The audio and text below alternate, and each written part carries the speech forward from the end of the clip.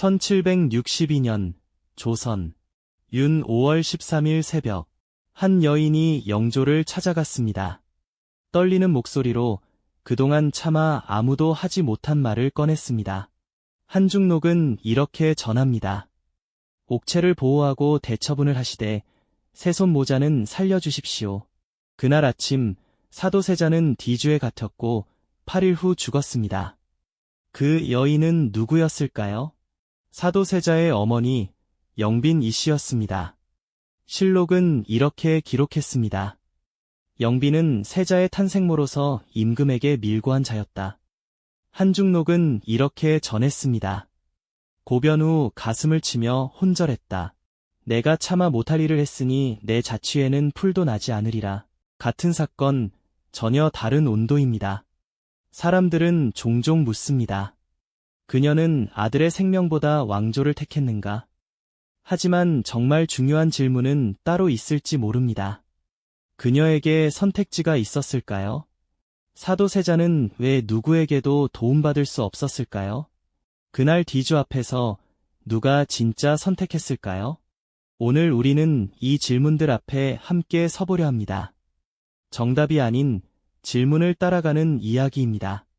조선왕조실록 영조 38년 윤 5월 13일 영빈이 고한 바를 대략 진술하였는데 영빈은 바로 세자의 탄생모이씨로서 임금에게 밀고한 자였다. 명확합니다. 생모가 아들을 고변했다는 기록입니다. 도승지 이의장이 말했습니다.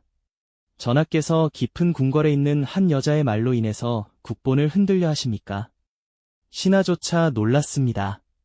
어머니가 아들을 고발하는 일은 그만큼 이례적이었습니다.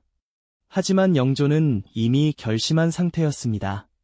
그 전날 영조는 아버지 숙종의 어진 앞에서 이렇게 말했습니다. 아바마마, 오늘 내 기필코 역적을 처단하고자 합니다. 역적. 자신의 아들을 역적이라 불렀습니다. 영조는 사도세자를 뒤주에 가두면서 두 가지를 근거로 댔습니다. 하나, 돌아가신 왕비 정성왕후가 꿈에 나타나 세자가 다른 마음을 먹는다고 했다. 둘, 생모 영빈이 씨가 직접 고변했다. 실록은 여기까지입니다. 차갑고 명확하고 논리적입니다. 사도세자가 죽은 뒤 영조는 영빈의 고변을 정당화하기 시작했습니다. 1764년 9월 영조는 표의록이라는 책을 직접 썼습니다. 나라를 안정시키고 백성을 보호한 것은 빈의 공이다. 이듬해인 1765년 7월 영조는 정식으로 영빈에게 의열이라는 시호를 내렸습니다. 유롭고 장렬하다는 뜻입니다. 실록만 보면 영빈이 씨는 나라를 위해 대의를 택한 어머니처럼 보입니다. 그런데 여기서 질문이 하나 생깁니다. 이 말들은 누가 한 것일까요? 영조입니다. 영빈 자신의 말은 실록 어디에도 없습니다. 나는 종사를 위해 이 결단을 내렸다는 말, 이것이 옳은 선택이었다는 말, 그 어떤 말도 직접 남기지 않았습니다. 실록은 영조의 언어로 가득합니다. 영빈의 목소리는 침묵 속에 있습니다. 그렇다면 다른 기록은 없을까요? 있습니다. 사도세자의 아내 해경궁 홍씨가 남긴 한중록입니다. 한중록은 며느리의 눈으로 본 기록입니다. 그 속에서 영빈이 씨는 전혀 다른 모습으로 나타납니다.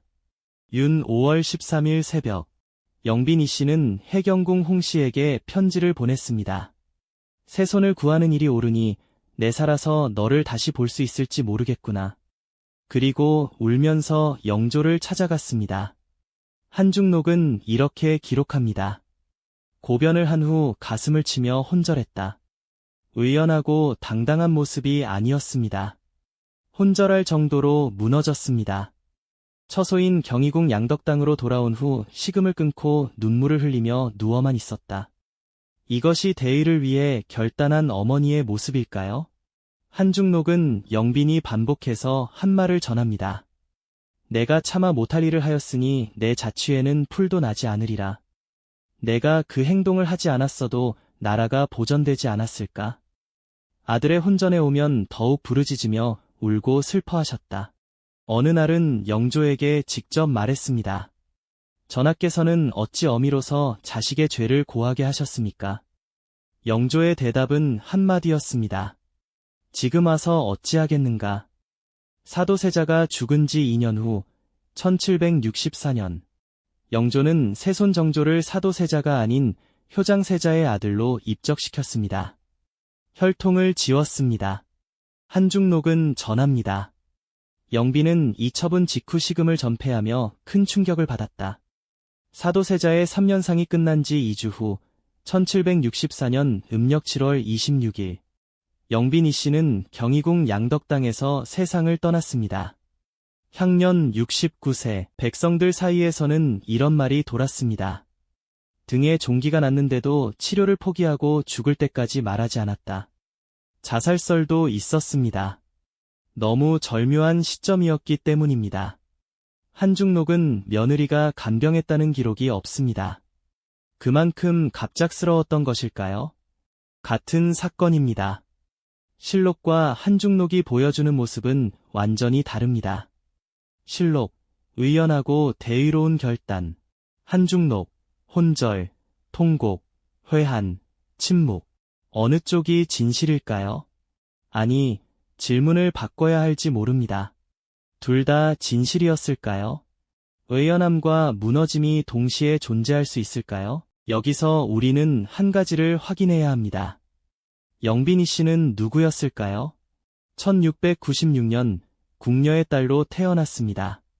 1701년 어린 나이에 궁에 들어왔습니다. 31세 늦은 나이에 영조의 승은을 입었습니다. 빠른 속도로 숙에 귀인을 거쳐 2년 만에 정일품빈이 되었습니다. 영조의 후궁 중 최고 품계였습니다. 하지만 그녀에게는 정치적 기반이 없었습니다. 친정 세력도 외척의 힘도 없었습니다. 1735년 40세에 아들을 낳았습니다. 영조가 직접 산실 곁을 맴돌며 기다렸다는 그 아들, 사도세자입니다. 그러나 아들은 곧 그녀 곁을 떠나야 했습니다. 왕세자는 정비의 양자가 되어야 했습니다. 사도세자는 정성왕후의 양자로 입적되었고 생후 100일도 되기 전에 세자처소로 옮겨졌습니다. 법적으로 영빈이 씨의 아들이 아니었습니다. 한중록은 당시 상황을 이렇게 묘사합니다. 세자처소의 보모 상궁들이 어린 세자에게 무예만 가르치고 공부를 멀리하게 했다. 영빈이 씨를 업신여기며 세자가 생모를 자주 찾아가지 못하게 막았다. 어머니는 아들을 키울 수 없었습니다. 만날 수도 교육할 수도 없었습니다. 그저 멀리서 지켜볼 뿐이었습니다. 사도세자가 성장하면서 문제가 시작되었습니다. 폭력적 행동, 불안정한 모습, 궁녀 살해. 영빈이 씨는 가장 먼저 알아챘습니다. 그리고 가장 먼저 두려워했습니다. 하지만 어떻게 할 수 있었을까요? 후궁으로서 세자 교육에 개입할 권한이 없었습니다. 영조에게 말할 수도 없었습니다. 말하는 순간 세자는 더 큰 위험에 빠집니다. 그래서 그녀는 계속 거리를 두었습니다. 회피했습니다.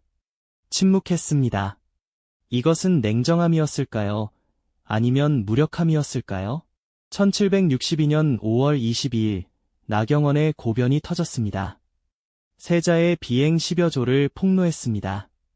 영조는 이미 세자를 패할 마음을 먹었습니다. 그런데 윤 5월 11일 밤 결정적 사건이 발생합니다. 한중록은 이렇게 전합니다. 사도세자가 술에 취해 칼을 차고 아무렇게나 하고 오고 싶다는 말을 했다고. 학자들은 이렇게 해석합니다. 영조를 향한 극언이었을 가능성. 소문은 궁궐에 퍼졌습니다. 영빈이 씨는 이제 선택의 기로에 섰습니다. 아니, 정말 선택이었을까요? 만약 그녀가 침묵을 지켰다면 영조는 이미 결심한 상태였습니다. 세자는 어차피 처벌받을 운명이었습니다. 하지만 침묵한 어머니는 불순한 후궁이 됩니다. 아들을 감싸고 왕을 위협한 영모의 일원으로 몰릴 수 있습니다. 그 순간 세자뿐 아니라 세손 정조도 위험해집니다. 영모의 핏줄로 몰려 폐위될 수 있습니다. 그녀에게 진짜 선택지가 있었을까요? 아니면 이미 정해진 결말 앞에서 최소한이라도 구하는 것이 유일한 선택이었을까요? 이제 질문의 중심을 사도세자에게로 돌려봅니다. 왜 그는 그 누구에게도 도움을 받을 수 없었을까요?